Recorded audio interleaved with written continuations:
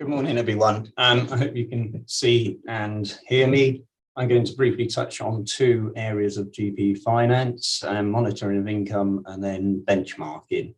So first of all, monitoring of income. So you can see on the slide, I've got several different areas of areas where you get the finance from. For the GP practice, there are more than that, but that's just some of the main ones. In the present economic climate, it is more vital than ever to monitor your income streams, making sure that the money is coming into the practice to ensure nothing's been overlooked. This will obviously help ongoing profits, but will also aid cash flow. If we just have a look at the first few, we won't go through every one, but the first few, NHS England PCSE. So the monthly Health Authority income statements come via PCSE online. Inevitably, you always end up with a couple of issues with these statements. So it's vital to check these more than ever every month when they come through to ensure you've got no issues. Quite often we have a few superannuation issues on there, which can drastically affect cash flow one way or the other. It might be good for the practice with the money coming in, but it's not actually your money, and so you'd owe that pension money back. Or it could be the other way, where extra pension errors have been taken from the practice, and that will need to be resolved with PCSE. But it's vital to check these statements so that you have enough cash flow to operate in the practice. The ICB and local councils, there's generally enhanced service money coming into the practice. Again, you need to check these to make sure the money that's actually coming in for each activity that you've done agrees to your monthly or quarterly submissions from the practice to ensure you've got the correct amount of money. PCN money. So PCN money, so you need to just sort of know what the agreement is with your PCN, whether you get distributions on a quarterly or 6 monthly basis, whether your share of care home money is coming in, or your share of the clinical director fund money is coming into the practice, or whether simply you get a lump sum surplus payment at the end of the year. As the PCNs are getting bigger and bigger, it's quite vital to know this information, because then that will help the cash flow in the practice. If you're due a lump sum, but you're not due that until 6 months' time, if it's a large lump sum, at least you know that that sum might be coming. Student training income is another one to know. We get to accounts meetings quite often, and there are gaps in the incomes, and it's raised at the accounts meeting that partners have had more students, or the practice has had more trainees, and the income's not actually shown in the accounts. So it's vital to have those robust in-house systems so that you know which students, which placements, what training income you were due, and what training income you should have been paid.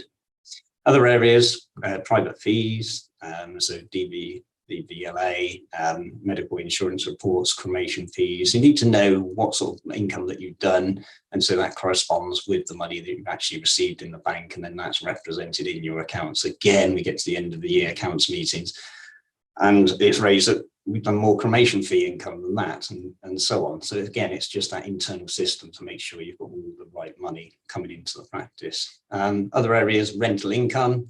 Notional rent should come through the monthly statements, but if you've got third-party rents, pharmacy rents, is the actual money that you've received, does that agree to the actual lease agreement? Service charges for room use, again, does that agree to the service level agreements, and so on? So again, it's worth checking all of those different areas.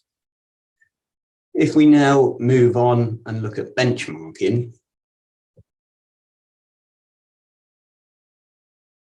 I've got 3 or 4 slides on benchmarking. I can't go through every single statistic that we produce in the time available, but I'm just going to home in on 4 key statistics. Lentils produce a variety of statistics for all of the practices. We act for about 200 odd practices, mainly in the Southwest, but and beyond. And it varies from single practitioners to large partnerships. And so we can produce an array of statistics on all of the areas in your accounts to basically aid financial performance. You need to remember that it's only a financial measure of performance, and it isn't the true picture. So, for example, you might get your statistics and your enhanced service payments are lower than average. That may not be because your performance is lower than average. It might be simply that in your area, the ICB doesn't commission as many services, and so you literally cannot earn as much income as practices in other localities. So it does only provide the financial side of things. So let's have a look at some of the key statistics. So first key statistic is profit per whole-time equivalent partner. So for me, this is the main core statistic that you should all be informed of at the annual accounts meeting. This is the bottom line profit and how well the practice has performed in the year. So basically, whole-time equivalent for our statistics is based on 8 sessions. And so profit per 8 session partner. So what we do, we take the profits for the year, we take out prior shares, private income. We also would exclude property profits as well to get the core profits from the practice activities. We then divide this by the number of whole-time equivalent partners. So if you had 40 partner sessions, you'd end up divided by 8, you'd have 5 whole-time equivalents. So divide the residual profits after the prior shares have been taken out by the whole-time equivalents, and you get a profit per whole-time equivalent partner. This then can be compared to our average profits and against your profits for the previous years. And again, this should be, the key statistic that everyone is informed of at the practice meeting, and in the commentaries that we produce, we usually put this figure in. If you're a dispensing practice, we would add on the extra dispensing profits per whole-time equivalent in the commentary and add this on to the profits from just the practice activities as well. The other 3 statistics, so we got patients per whole-time equivalent GP, staff payroll cost per patient, and locum cost per patient. So I picked these 3 because I think these 3 are fundamental, and really together they form and help produce the top figure, the profit per whole-time equivalent partner. There are obviously many other areas that would affect the overall bottom line profits. But I think if you get these next 3 statistics right, then you're doing very well, and the other areas you can look at after these 3 are heading in the right direction. So first one, so patients per whole-time equivalent GP. So this provides an indication of whether a practice has too many or too few GP sessions compared to our average practice figures. So we take the actual patient list, divided by the total number of whole-time equivalent GPs. So that's just partner GP sessions and salary GP sessions, not locums for now. So take the actual list divided by the whole-time equivalent GPs to get the practice's number of patients per whole-time equivalent, which can then be compared to our average figures. Our average figure is currently around 1,900 patients per whole-time equivalent GP. Please note, there's several things to consider with this statistic. It's not as straightforward as it sounds. If you're under the 1,900, then you're not necessarily over-doctored, and if you're over the 1,900, you're not necessarily under-doctored. But several things to consider. You need to consider what your weighted list size is compared to your actual list size. If your weighted list size is far higher, then you might need more GP sessions because the extra perceived workload from the Cahill formula. The potential for practices having differing levels of lengths of sessions. So if your practice have longer sessional lengths than other practices, then you may have fewer sessions than the average practice. A practice's workforce skill mix. Basically, this means that you may use less GP sessions and have more AMPs, NPs, pharmacists and paramedic, etc., to service the list, and then that would create a higher staff cost per patient and a lower patients per whole-time equivalent GP. So it's not necessarily a completely wrong thing if you're the wrong side of this statistic alone.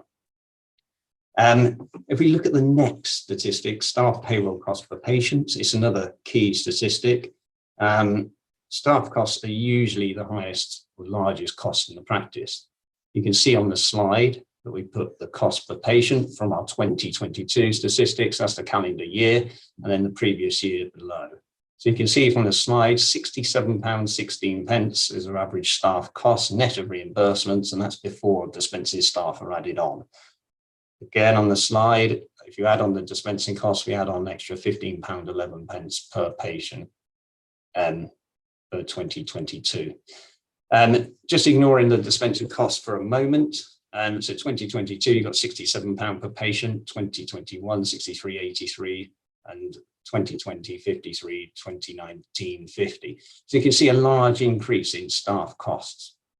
So this is not just because wages have gone up, obviously national minimum wage and everything else, and the cost of living, inflationary costs have driven wage costs up.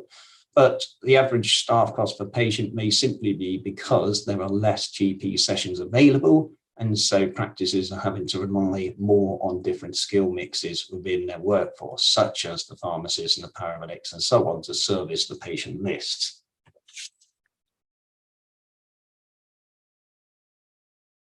If we then look at the final statistic, locum cost per patient.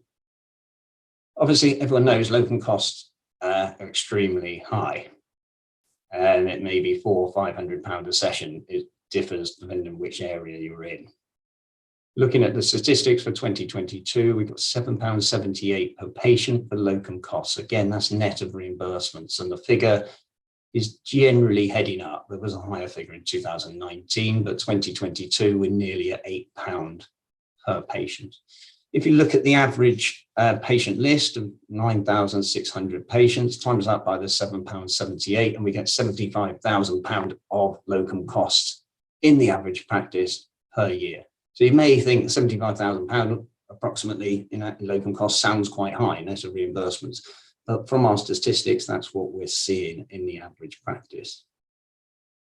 If we say the cost per session was approximately £400, divide that by the number of weeks, and we get extra locum costs in each GP of about 3.5 sessions per week.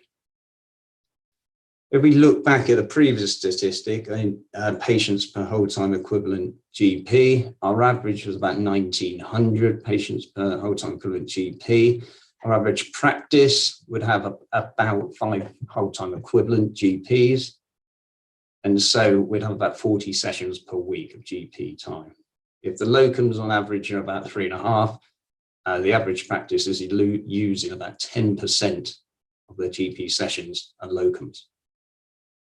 And that is what we're seeing throughout our practices. And I think it is only going to be a growing trend going forward. As I said, overall Lentils can provide a large array of statistics and benchmarking figures for your practice. And so please do contact us if you need any further information.